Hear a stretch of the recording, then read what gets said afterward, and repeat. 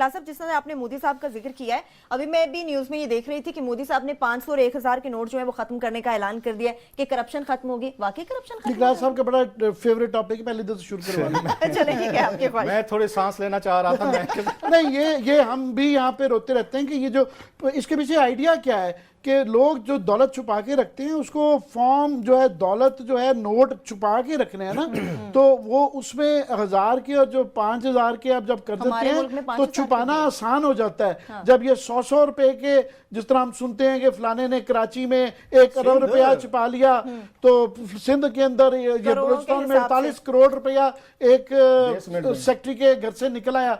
तो अगर 5000 का नोट नहीं होगा, 1000 का नहीं होगा ना, तो ये बेसमेंट में नहीं वो आएगा। 48 करोड़ रुपए का एक पूरा एक जहाज चाहिए होगा उसके लिए करने के लिए।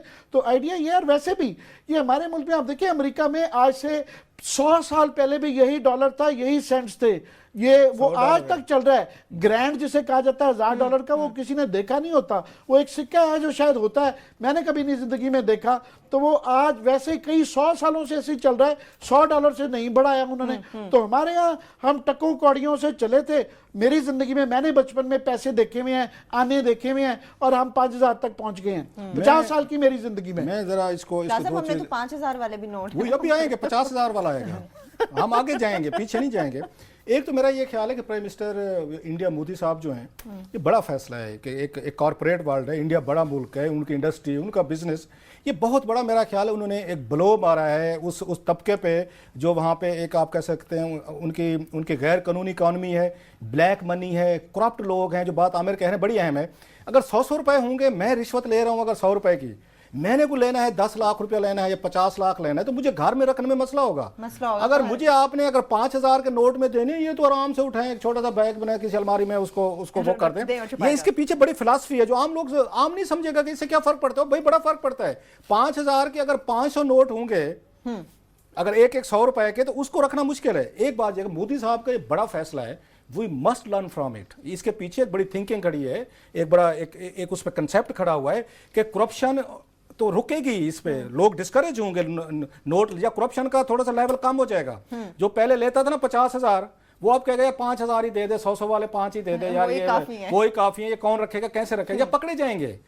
और इसका एक और बड़ा एक इम्पैक्ट होता है इन्फ्लेशन।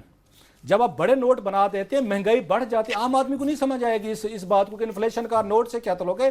बड़ा गहरा तल्लुक है। आज तक अमेरिका ने $100 से आगे कोई मार्केट नहीं किया। ब्रिटेन ने 50 पाउंड से मेरा ख्याल है उनका ज्यादा का नोट नहीं है। इसके पीछे एक बड़ी वेल थॉट फिलॉसफी है कि इन्फ्लेशन भी काबू में रखनी है, आपने करप्शन भी काबू में रखनी है, लोगों को रिश्वत के रेट्स भी नहीं बढ़ने देने। ये जितने काम कर रहे हैं, नोट बढ़ाए गए हैं, आपने 50 से 100 किया, 100 से 500, 500 से 1000, 1000 से 5000 किया, ये करप्शन के लिए किया सारा। मोदी साहब ने जैसे बड़ा फैसला किया ना, मैं समझता हूँ it's good for India as well, उनकी इकॉनमी के लिए, उनके लोगों के लिए। एक बड़ा फैसला और करें, वाजपेयी साहब जैसे वाला रूट लें, दोबारा नवाज शरीफ के साथ एंगेज हूँ या पाकिस्तान के साथ एंगेज हूँ, जो हमारे आउटस्टैंडिंग इश्यूज हैं उनके साथ, ये रीजन नहीं तरक्की करेगा, इंडिया भी ट्रबल में रहेगा, हम भी ट्रबल में रहेंगे, अफगानिस्तान भी रहेगा।